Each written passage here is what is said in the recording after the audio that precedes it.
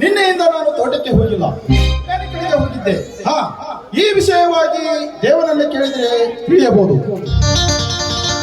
ದೇವ, ಹೇ ದೇವ,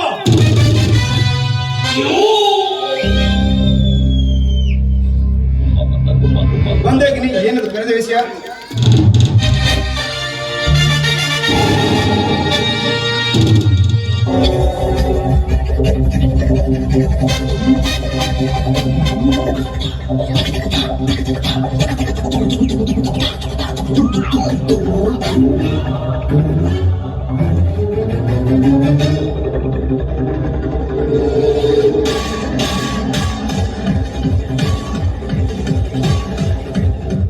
ಬಂದೇಗಿನಿ, ಏನು ಕರೆದ ವಿಷಯ?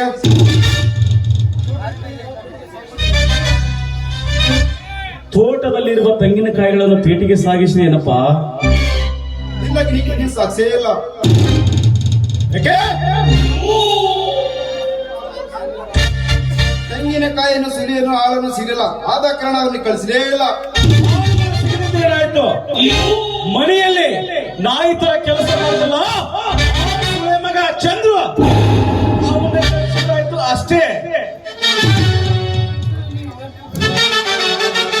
ಅವನಲ್ಲಿ ಬೇರೆ ನಿನಗೇನಿಲ್ಲ.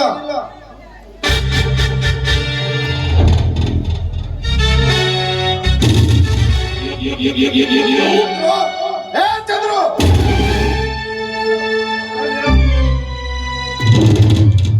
ಶ್ರೀಮಂತರೇ,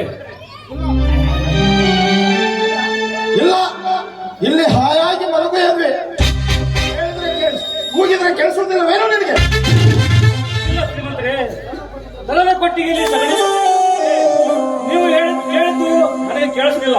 ಇನ್ನೊಂದು ಸಾರಿ ಅಂತ ತಪ್ಪು ಮಾಡೋಲ್ಲ, ಕ್ಷಮಿಸಿ ಶ್ರೀಮಂತರೇ, ಕ್ಷಮಿಸಿ. ಚಂದ್ರು, ಚಂದ್ರು, ಇನ್ನೊಂದು ಸಾರಿ ಈಗ ಮಾಡಿದರೆ ಈ ಮೇಲೆ ಬೆಲೆ ಹೇಳಬೇಕಾಗತ್ತೆ, ಎಚ್ಚರವಿರಲಿ. ಇಂಥ ತಪ್ಪು ಇನ್ನೊಂದು ಮಾಡೋದಿಲ್ಲ.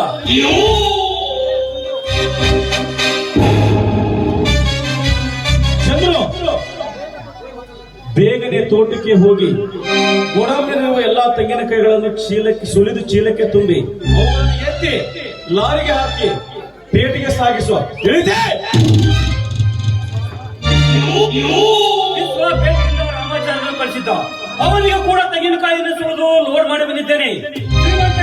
ನನ್ನ ನಿನ್ನ ಮನುಷ್ಯರನ್ನು ತಿಳಿದುಕೊಂಡಿದ್ದೀರಾ, ಮೃಗವನ್ನು ತಿಳಿದುಕೊಂಡಿದ್ದೀರಾ? ಹೇಳಿದ ಕೆಲಸಕ್ಕೆ ಎದುರು